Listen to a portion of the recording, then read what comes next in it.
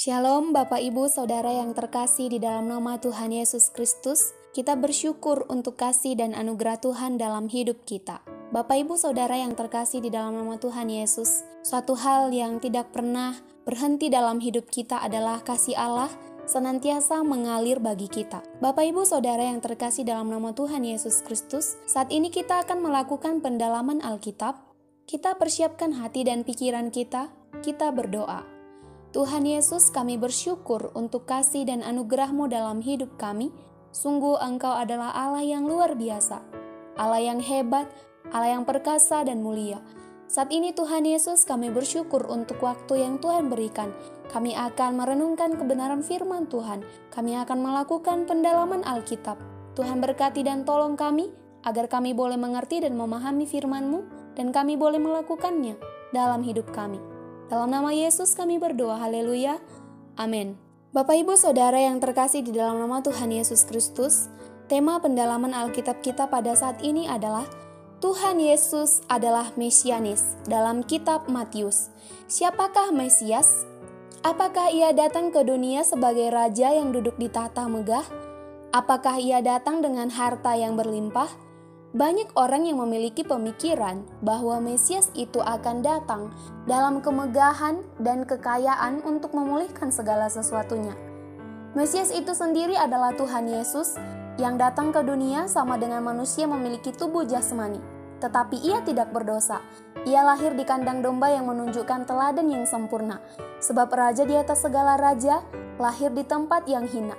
Bahkan para ahli-ahli Taurat tidak percaya bahwa Tuhan Yesus adalah Mesias yang lahir di kandang domba.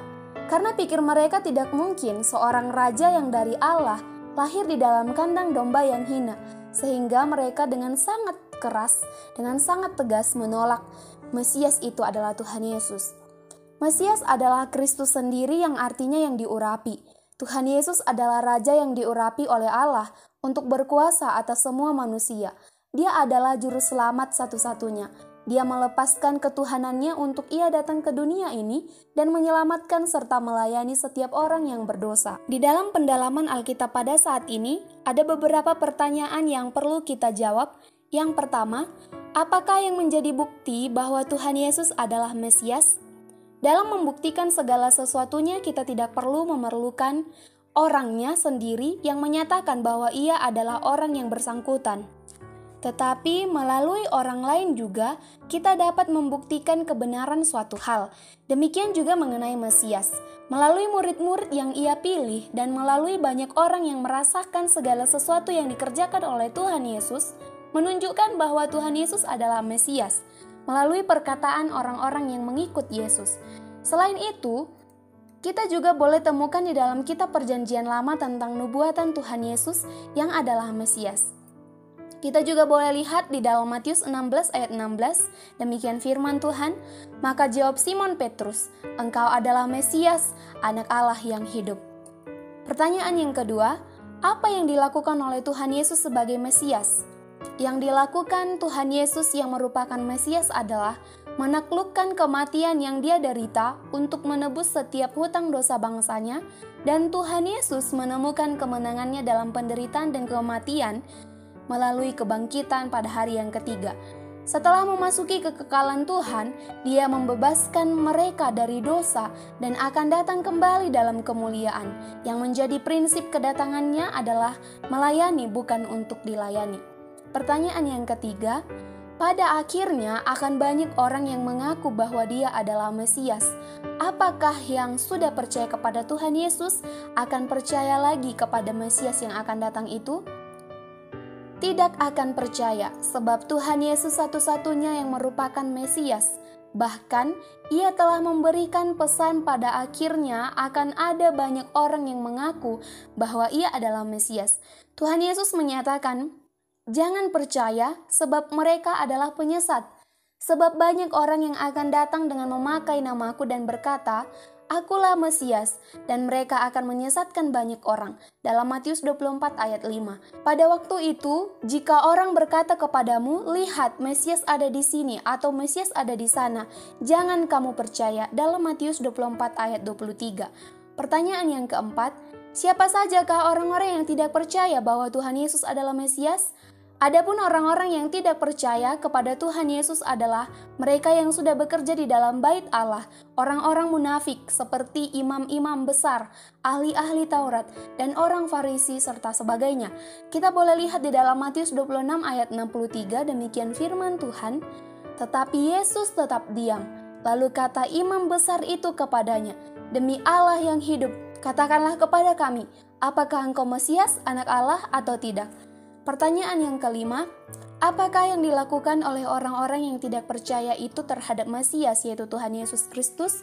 Yang dilakukan oleh orang-orang yang tidak percaya tersebut adalah mengejek dan mengolok-olok Yesus, karena mereka tidak percaya bahwa Mesias itu datang di dalam kehinaan, yaitu lahir di kandang domba. Demikian juga imam-imam kepala bersama-sama ahli Taurat mengolok-olokkan dia di antara mereka sendiri dan mereka berkata, "Orang lain ia selamatkan, tetapi dirinya sendiri tidak dapat ia selamatkan.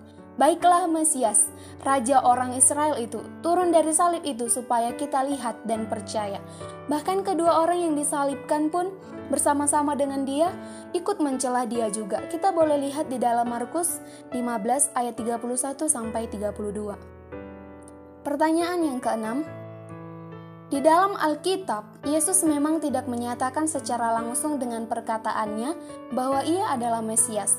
Apakah kita mau percaya bahwa Tuhan Yesus adalah Mesias? Tentu saja mau percaya, sebab Tuhan Yesus adalah Mesias sendiri yang telah dijanjikan oleh Allah untuk menyelamatkan manusia. Bahkan melalui kedatangan Tuhan Yesus, setiap musuh-musuh, yakni iblis, ditaruh di bawah kaki orang yang percaya kepadanya. Sebagai orang Kristen, kita harus mau percaya kepadanya bahwa Yesus adalah Mesias yang telah dinubuatkan di dalam Perjanjian Lama. Dan yang menjadi kesimpulan di dalam pendalaman Alkitab kita pada saat ini adalah Mesias adalah Tuhan Yesus Kristus. Ia adalah juru selamat satu-satunya. Pada akhirnya akan ada banyak orang yang mengaku bahwa ia adalah Mesias. Janganlah hendaknya kita percaya, sebab Tuhan Yesuslah Mesias dan ia sudah datang untuk menyelamatkan manusia. Tuhan Yesus sebagai juru selamat, mati di kayu salib, dan bangkit pada hari yang ketiga, ini menunjukkan bahwa Tuhan Yesus adalah Mesias. Demikianlah pendalaman Alkitab kita, Bapak Ibu Saudara yang terkasih di dalam nama Tuhan Yesus Kristus. Kiranya kita senantiasa percaya bahwa Yesus Kristus adalah Mesias yang telah dinubuatkan. Dan kita akan mengakhiri pendalaman Alkitab kita pada saat ini. Kita berdoa. Tuhan Yesus, kami bersyukur untuk kebenaran firman-Mu. Kami bersyukur untuk kasih setia Tuhan. Kami bersyukur kalau hati kami percaya bahwa Yesus adalah Mesias yang telah dijanjikan oleh Allah untuk menyelamatkan manusia. Prinsip kedatangannya bukan untuk dilayani, tetapi ia datang untuk melayani. Dia datang untuk menebus manusia berdosa.